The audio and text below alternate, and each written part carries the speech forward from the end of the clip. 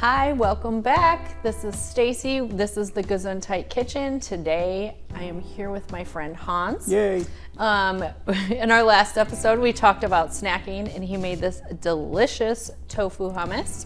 And we are going to talk about more snacking. So I am going to share with you some of the things that I have been obsessed with lately. I love it. So you know we are frequent snackers. Well, and also opportunity snackers. Like, you can eat popcorn all day long, but to what end, right? It's like empty calories. So yes. We're always looking for those bang for your buck kind of snacks. Yes, and you know how I love to stack. Yes, so indeed. That is my whole theory here. So I'm just going to share with you guys some of my favorite things I've been into lately.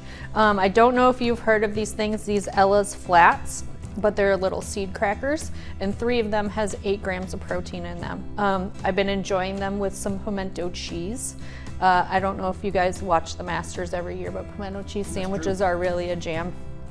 I don't like sandwiches with 2 pieces of bread, so this was my substitute to snacking. So if you have 3 flats, it's 8 grams of protein. 2 tablespoons of pimento cheese is 4 grams of protein, so together that's 12, and my rule is double digits. Nice. That's what I try to get every time that I snack.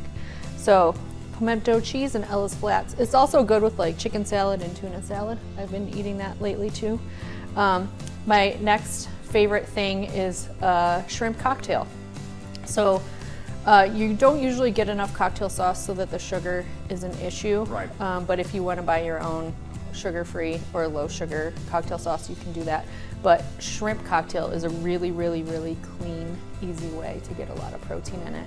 I like it when it's like spring and summer because it's a nice, chill little snack to have. And most grocery stores have these like pre-packed by the seafood counter. If you want to go crazy and buy a whole bag of shrimp, you can do that, but I don't know. I get bored of it with it before. Well, let me tell you though, when you have those left over, what I'll do is just chop them up and make a quick shrimp salad, right? Spoonful of mayonnaise, a little bit of relish, you know, or toss them into a quick stir fry. I mean, so if you do see them on sale, you know, of course you do have to worry about them eating them before they go bad. Yes. You don't eat bad shrimp.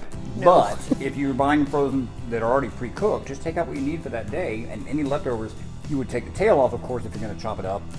But it's such an easy ingredient to have on hand. High in protein. I love it. They're great for salads too. Oh, yeah. I like to do that during the week also. And then this is a new find. So I love cheese straws. I love goldfish crackers. And I just found these little Mates cheese pillows. So they taste just like a cheese straw. And they're really fluffy. And if you eat the whole bag, it's only 390 calories and 15 grams of protein. So it's an easy, like mindless snacking kind of thing. And sometimes that's nice when you don't have to work so hard to eat. Well, and we're always obsessed with that idea of getting in calories and protein, but not just calories, good calories, like calories that make an impact. And when you have a limited GI, really every bite is an opportunity to get in that nutrition, to, as you say, stack that protein. Yeah. And I think that's so important that you find what works for you.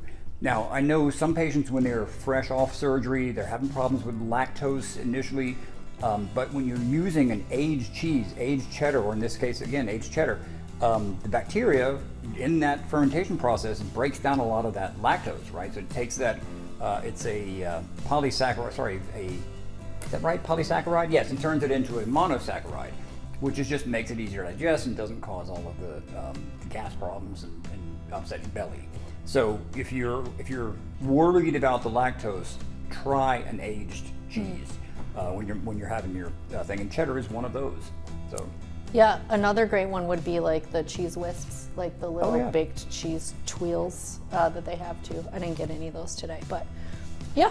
So these are some of my recent favorites, and then we still have. That's your new favorite. Yeah, yes. we've kind of made a dent in that one, which you know, that's a good sign. Absolutely. Now, when you're traveling though, not so easy to travel with the shrimp cocktail, but these two are great when you're in the car, when you're in the plane. For sure.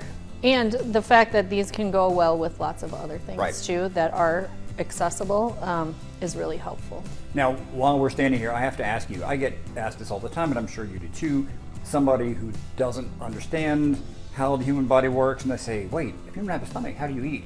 What is your favorite goofy answer to that? The same way that you do. Well, I basically, that's mine too. I'm like, well, typically with a knife and fork, unless it's soup, and then I'll switch and use a spoon. Oh. But you know what I mean? But it is wild that so many people, and quite honestly, I think I would fall into that category too prior to having my stomach removed. For like, sure. how does somebody eat? So I know in dealing with newly diagnosed patients, and you've spoken to these folks as well, they're concerned about seeds, they're concerned about lactose, they're concerned about things. Yeah. Just know that it might not be day 1 or day 5 or even week 5, but you will get to some sense of your version of normalcy, and it gets exciting again to go to the grocery store and to Yes. find these little treasures. And to figure out what works. Yeah. So the NIH published eating after gastrectomy plan. So Right. it has like your first 12 weeks kind of thing, and then after that. So that is what I followed, and it was incredibly helpful. And one of the best things that the dietitian told me is like, if something doesn't work, just wait a week and try it again. Like, and so it's just like a series of trial and error. And at the beginning, it is really, really hard.